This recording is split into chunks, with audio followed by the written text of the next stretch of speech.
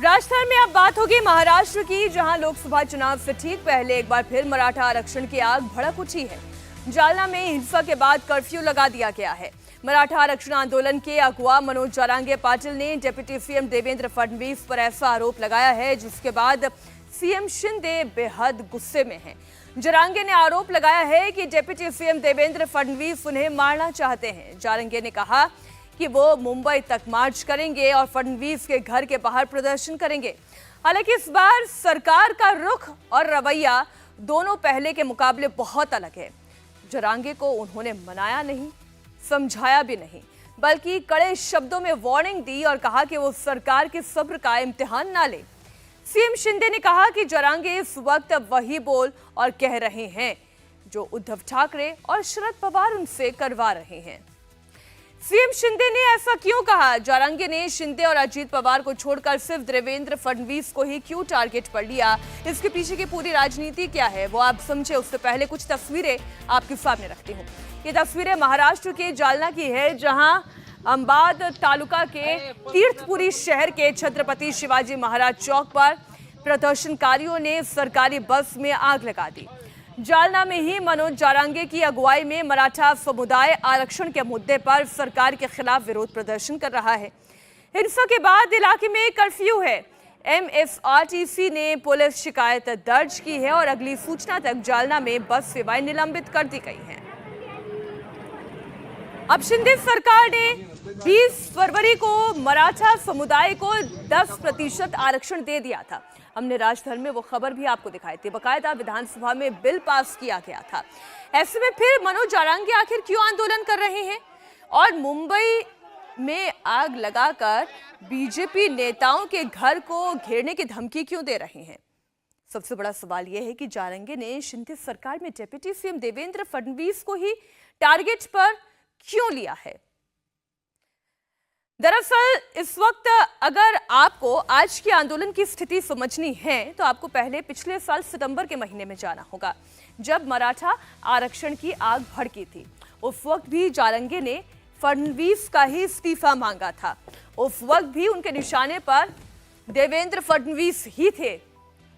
इस बार तो मनोज जारंगे 2 कदम आगे बढ़ गए हैं और देवेंद्र फडणवीस पर उन्होंने आरोप लगा दिया, और आरोप भी बहुत गंभीर, कि देवेंद्र फडणवीस उन्हें जान से मारना चाहते हैं। आप सबसे पहले ये बयान सुनिए।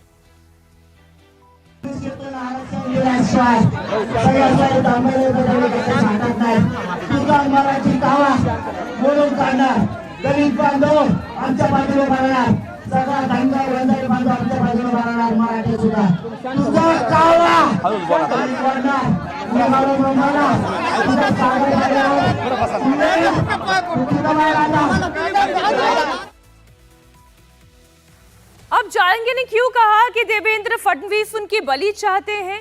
कहीं ऐसा तो नहीं कि इस पूरी लड़ाई को वो मराठा वर्सेस ब्राह्मण बनाना चाहते हैं? क्योंकि सरकार में मुख्यमंत्री शिंदे मराठा हैं, जिन पर जारंगे ने कोई आरोप नहीं लगाया, ना इस बार लगाया ना पिछली बार लगाया था। अजीत पवार भी मराठा हैं, उन पर भी कोई आरोप नहीं लगाया। उनके निशाने पर पिछली बार भी और इस बार भी क्यों देवेंद्र फडणवीस है, जो कि बाय कास्ट ब्राह्मण है, उन्हीं पर यह आरोप क्यों लगाया जा रहा है? क्या इसे मराठा वर्सेस ब्राह्मण के सेंटिमेंट को भुनाने की कोशिश की जा रही है, या ऐसा माहौल तैयार करने की कोशिश की जा रही है? फडणवीस पर जारंगे को लेकर सीएम शिंदे और बीजेपी बेहद गुस्से में है। शिंदे इसे साजिश बता रही है, कह रहे हैं कि जारंगे वही बोल रहे हैं जो शरद पवार और उद्धव ठाकरे उन्हें बोलने के लिए कह रहे हैं। जारंगे फडणवीस को मराठा आरक्षण के खिलाफ बताने की कोशिश कर रहे हैं, लेकिन शिंदे ने सवाल पूछा कि अगर फडणवीस मराठा आरक्षण के खिलाफ थे तो साल 2018 में उन्होंने इसके लिए आयोग का गठन क्यों किया? जब एक कार्यकर्ता के रूप में एक समाज के लिए जो लड़ता है न्याय दिलाने के लिए, तब तक हमने पूरा उनको सहयोग किया। क्या नहीं किया? हम लोग ने सब कुछ किया है।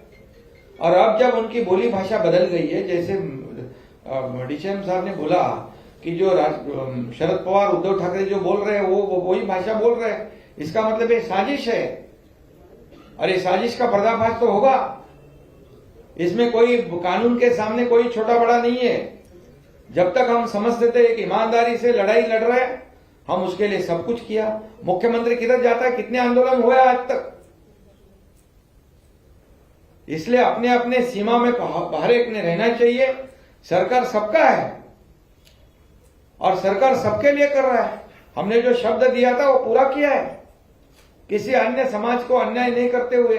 ये तो मराठा समाज में खुशी की लहर है।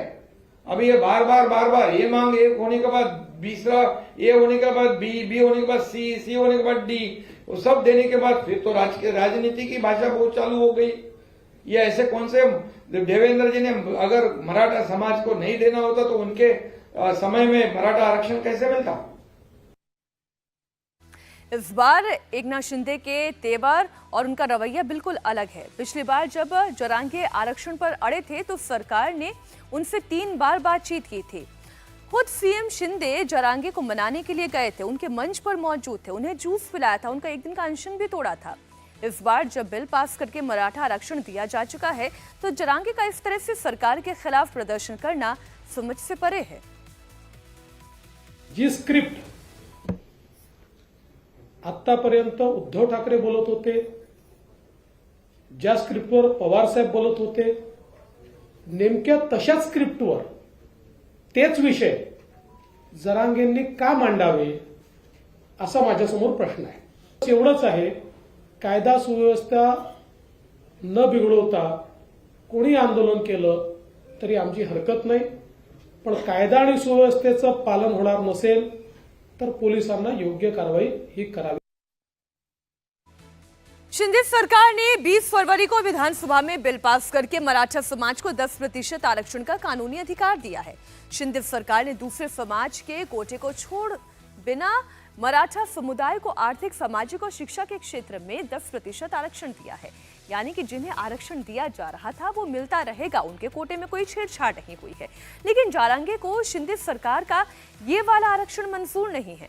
उनका तर्क ये है कि इस आरक्षण को कानूनी चुनौती मिल सकती है क्योंकि 50% से ज्यादा आरक्षण देने के खिलाफ सुप्रीम कोर्ट पहले ही फैसला सुना चुका है। महाराष्ट्र में अभी 52% आरक्षण दिया जा रहा है। 10% मराठा आरक्षण को मिलाकर अब ये कुल 62% हो जाएगा। मनोज जारंगे का कहना यह है कि उन्हें अलग से कोई रिजर्वेशन नहीं चाहिए, वो ओबीसी कोटे के तहत ही रिजर्वेशन चाहते हैं। जारंगे का कहना है कि सरकार ने हमसे वादा किया था कि उनके पास कुंभी होने का रिकॉर्ड मिलेगा, उनके सगे संबंधियों को भी कुंभी यानी कि ओबीसी आरक्षण दिया जाएगा। इससे लेकर पिछले महीने एक नोटिफिकेशन भी जारी किया गया था, इसलिए सरकार को अब अपना वादा निभाना चाहिए। दरअसल मराठा कम्युनिटी का एक बड़ा वर्ग खुद को कुंभी समुदाय का मानता है। कुंभी एक ऐसी कम्युनिटी है जो खेती बाड़ी से जुड़े हुए लोग हैं, काफी बैकवर्ड हैं और महाराष्ट्र में उन्हें ओबीसी कैटेगरी में रखा गया है। उन्हें एजुकेशन और नौकरियों में रिजर्वेशन भी मिलता है। मनोज जरांगे पाटिल चाहते हैं कि सभी मराठाओं को कुंभी का सर्टिफिकेट दिया जाए जिससे कि उन्हें ओबीसी का फायदा मिले। लेकिन प्रॉब्लम यह है कि ओबीसी कम्युनिटी के लोग ही इसका विरोध कर रहे हैं। उन्हें यह लगता है कि सभी मराठा ओबीसी में शामिल हो जाएंगे तो इससे उनका शेयर कम हो जाएगा और इसलिए मनोज जरांगे को डर है कि अगर ये मामला कानूनी तौर पर चुनौती देने योग्य हुआ तो जो आरक्षण देने के बाद महाराष्ट्र की सरकार कर रही है वो खत्म भी हो सकता है। मनोज जारंगी की मांग है कि हमने बता दिया, उनका रिजर्वेशन का फॉर्मूला भी क्या है ये भी हमने आपको समझा दिया। अब आपको महाराष्ट्र की पॉलिटिक्स में मराठाओं की पावर कितनी है वो समझाते हैं। महाराष्ट्र में मराठा आबादी 32% से ज्यादा है। 22 से ज्यादा सीटों पर मराठा वोट निर्णायक भूमिका में है। विधानसभा की 80 से ज्यादा सीटों पर मराठा वोटर जिधर जाता है उसकी जीत पक्की मानी जाती है। अब तक महाराष्ट्र में 20 में से 12 चीफ मिनिस्टर मराठा ही रहे हैं। मौजूदा मुख्यमंत्री एकनाथ शिंदे भी मराठा हैं। डिप्टी सीएम अजीत पवार वो भी मराठा हैं। इस समय विधानसभा में 60% से ज्यादा मराठा समाज के विधायक हैं। अगर सरकार के इक्वेशन को भी आप देखें तो 24 के लिहाज से ये भी एकदम ठीक है, यानी कि जो सत्ता के शीर्ष पर है वो भी मराठा है और जो डेप्यूटी है वो भी मराठा है। पिछले लोकसभा चुनाव में मराठा समुदाय ने बीजेपी को बम्पर वोट दिए थे। पिछली बार एनडीए ने 48 में से 41 सीटें जीती थी और पिछली बार उद्धव ठाकरे भी बीजेपी के साथ थे। इस बार भी बीजेपी की उम्मीद है कि मराठा समाज मोदी के लिए ठीक उसी तरह वोट करेगा।